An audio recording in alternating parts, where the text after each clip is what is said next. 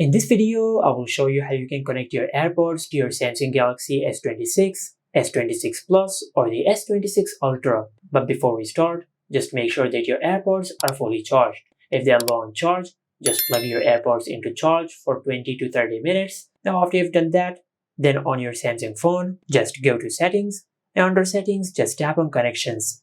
Under the Connection settings, just tap on Bluetooth, and make sure you enable the toggle for Bluetooth from here. After you've done that, now just open the lid of your AirPods case, then double tap on the LED until it starts blinking white. And once it does, it will enter into pairing mode.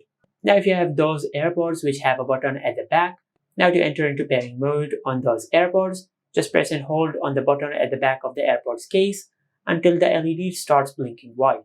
And once it does, then on your Samsung phone, just tap on Scan, and your Samsung phone will detect the signal of your AirPods. Now just tap on it to pair your AirPods with your Samsung phone.